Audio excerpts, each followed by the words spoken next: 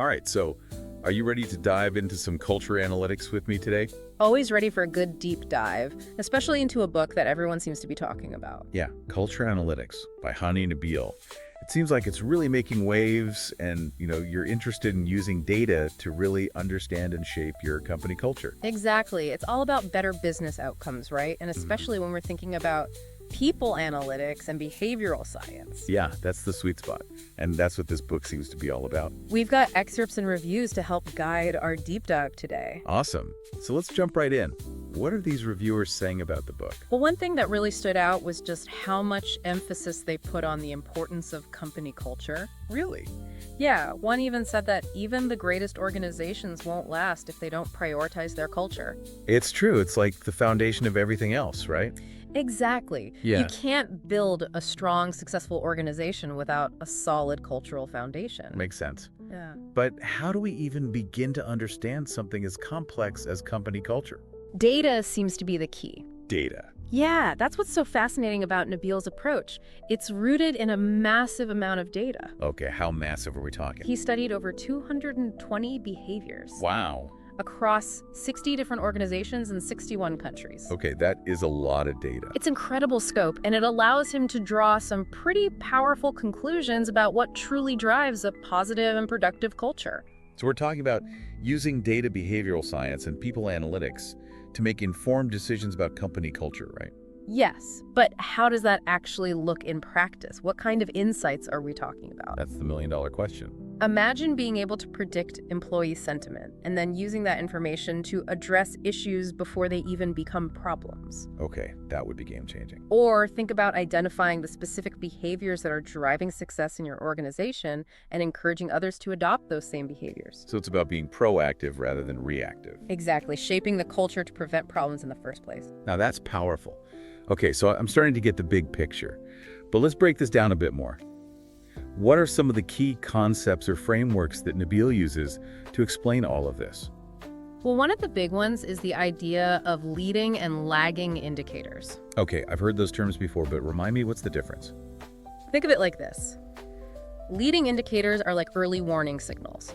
Got it. They predict future outcomes. They help you spot trends and patterns that might not be immediately obvious, but could have a big impact down the line. Okay, I'm with you. So what would be a concrete example of a leading indicator in a workplace setting? Let's say you're tracking employee feedback, Okay. and you start to see a pattern of comments about a lack of opportunities for professional development. Interesting. That could be a leading indicator that employees are feeling stagnant and might be considering leaving the company. Oh, I see. So by addressing that issue proactively, you could potentially prevent turnover and improve morale. Exactly. It's about getting ahead of the curve and using data to make informed decisions that will have a positive impact on the culture. So instead of just looking at lighting indicators like turnover rates, Yeah. we're trying to understand the underlying behaviors and sentiments that contribute to those outcomes. Precisely. That makes sense. Now, I know Nabeel highlights 30 specific employee behaviors in his book that have a significant impact on culture. Yes. These are the actions and attitudes that his research has shown to be most strongly correlated with a positive and productive work environment. Okay, so he didn't just pull those out of thin air. No, this is all based on his extensive research. Okay, that makes it even more compelling. Can you give me an example of one of those 30 behaviors? Sure, one that comes to mind is speaking up. Speaking up. What does that mean in a workplace context? It's not just about voicing opinions.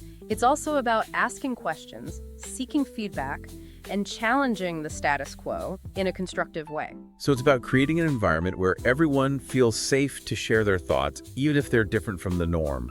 Exactly, and that leads to better decision-making and more innovation. This is all starting to sound very strategic and intentional, like we're taking the guesswork out of culture building. That's the idea. I see. We're replacing it with a data-driven roadmap. I like that. But how do we actually put these insights into practice? Yeah. It's one thing to identify the behaviors we want to encourage, but how do we actually get people to adopt them? That's where behavioral science comes in. Oh, this is getting good. Tell me more. By understanding the psychological principles that drive human behavior, we can design interventions that are more likely to be effective. So instead of just telling people what to do, we're actually trying to understand how they think. Exactly, and then crafting strategies that align with those thought patterns. That's fascinating. Can you give me an example of what that might look like? Sure, Nabeel talks about how framing things in terms of gains rather than losses can be more motivating for people. Oh, interesting. So instead of saying, don't miss out on this opportunity, you might say, take advantage of this chance to grow. Okay. It's a subtle shift in language, but it could make a big difference in how people receive the message. Precisely. It's about understanding the nuances of human behavior. Wow. I am really starting to see how data behavioral science and people analytics can come together to create a powerful framework for understanding and shaping company culture. It's a powerful combination. This is all great stuff, but I have one more question before we move on. How do we measure the effectiveness of these interventions? Are there specific metrics we should be tracking? That's an excellent question, and it's something we'll be exploring in our next segment. Oh, you're killing me with the cliffhanger.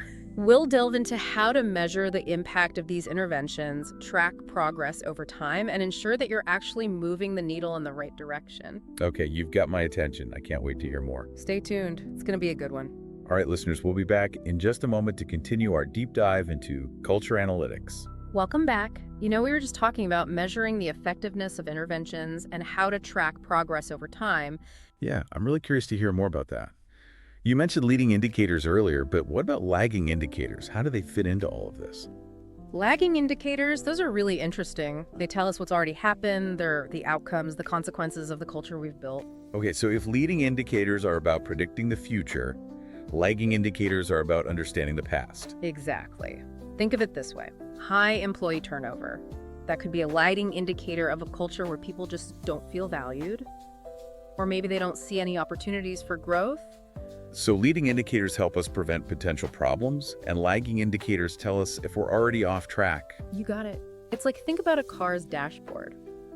Okay, I like where this is going. The speedometer, the Yeah. fuel gauge, those are like leading indicators, right? Giving you that real-time information to guide your actions. But the mileage counter, Exactly. That's a lagging indicator. It tells you the result of your past actions. that's a great analogy. Yeah. I can really see how those two types of indicators work together. They complement each other. Okay, so let's say we're looking at our lagging indicators and we're seeing some red flags. What's the next step? Well, you got to dig deeper, right? Connect those lagging indicators back to their root causes. So it's like detective work. In a way, it is. You know, if you're seeing high turnover in a specific department, you might analyze exit interview data, look at employee surveys, performance reviews, see if there are any patterns or common themes emerging. You're looking for clues. Exactly. And this is where Nabeel's research on those 30 key behaviors that we talked about earlier, this is where it becomes so valuable. Oh, okay, I see how it all ties together. Because by understanding which behaviors have the biggest impact on culture, you can start to pinpoint those areas where interventions might actually be most effective. So let's say our data shows that a lack of recognition is a major factor contributing to low morale. Okay, interesting. So what could we do about that? What kind of intervention would we implement to address that? Well, one approach might be to implement a peer-to-peer recognition program. Okay, where employees can actually acknowledge and appreciate each other's contributions. Right. It not only boosts morale, but it also really fosters that culture of gratitude and appreciation. I like that. That sounds like a win-win situation. But how do you know if it's actually working right? That's the key question, right? Exactly. You got to measure the impact. So how do we do that? What are we tracking? Well, you could monitor the number of recognitions given and received, see if people feel more appreciated. Okay. And maybe even track changes in those related metrics, like, employee engagement scores or retention rates. So we're looking at both quantitative and qualitative data to get the full picture. Absolutely. And it's important to track these metrics over time to see if you're moving the needle in the right direction. But it's not just about tracking numbers, it's also about gathering that qualitative feedback. Right. Talking to people, getting their perspectives. Exactly. Through focus groups or one-on-one conversations, you want to understand how people are actually experiencing these changes and whether any adjustments need to be made. So it sounds like it's a continuous feedback loop. Yeah, you could say that.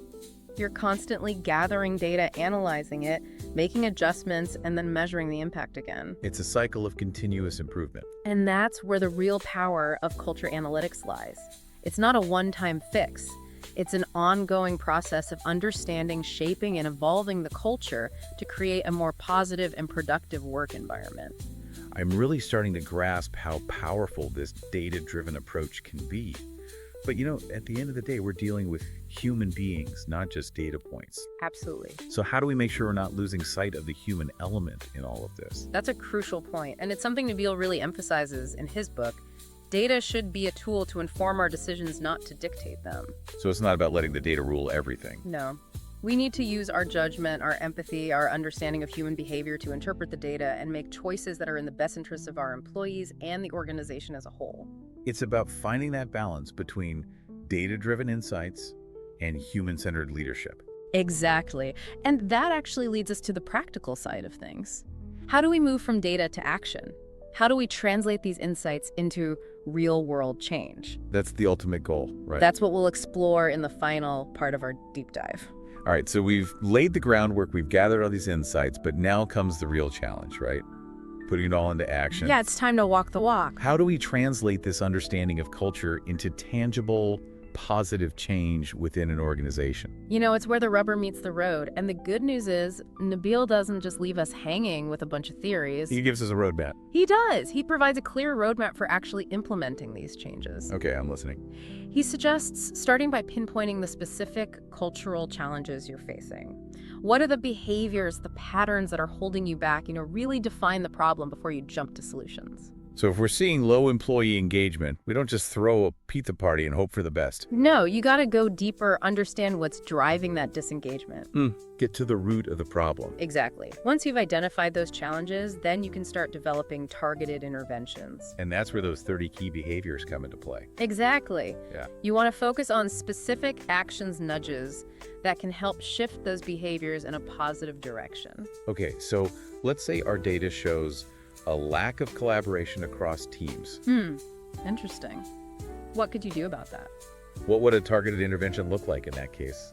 Well, you could implement a cross-functional project team, create opportunities for mentorship between different departments, or even think about redesigning the physical workspace to encourage more interaction. So it's about being really intentional with our approach, using data to inform our choices. Exactly. You're not just throwing things at the wall and hoping something sticks. We're being strategic. And that's where the third step comes in tracking and measuring the impact of those interventions. Right. We got to make sure our efforts are actually making a difference. Exactly. And remember, it's not just about quantitative data. Don't underestimate the power of that qualitative feedback. What are people saying? How are they feeling? Right. Conducting focus groups, one-on-one interviews, pulse surveys, those can provide valuable insights that numbers alone just can't capture. So it's a holistic approach using both data and human insights. Exactly. This is all sounding very promising, but culture change, it's a marathon, not a sprint, right? It is a journey. What are some of the common challenges or pitfalls that organizations might encounter along the way? One common pitfall is failing to secure buy-in from leadership. Yeah. If the leaders aren't on board and actively championing this data-driven approach, it's just unlikely to succeed. They need to be on board. They do. And another challenge is resistance to change. People are creatures of habit. Any attempt to shift the culture, you're bound to meet some resistance. So how do we overcome those hurdles? Open, transparent communication is key. Leaders need to clearly articulate why we're making these changes, how they will benefit both employees and the organization. And it's important to involve people in the process from the very beginning. So make them feel like they're part of the solution. Exactly. And don't forget to celebrate successes along the way. Recognize and reward those who are embracing the changes. It helps build momentum and reinforce those positive behaviors. It's about creating a culture of positive change. And remember, it's a long-term commitment, not a quick fix. So we're talking about embedding this data-driven approach to culture into the very DNA of the organization. That's the goal. It's an ongoing journey of learning, adapting, and evolving to meet the changing needs of both employees and the business. This has been a truly eye-opening deep dive. For our listeners who are eager to embark on this journey themselves, what's the one piece of advice you'd leave them with? Start by being curious. Ask questions about your own company culture. What are the strengths, the weaknesses, the behaviors that are driving success, and those that are holding you back? Don't be afraid to challenge the status quo. Be curious and don't be afraid to challenge the status quo. And remember, you're not alone in this journey. Nabeel's book, Culture Analytics, it offers a practical guide, a valuable framework for creating a more positive and productive work environment. It sounds like a must-read for anyone who's serious about shaping company culture. I would agree. This deep dive has just scratched the surface, and we encourage you to explore the book further if it sparked your interest. And until next time, keep diving deep. Keep those questions coming. Absolutely. Thanks for joining us. It's been a pleasure.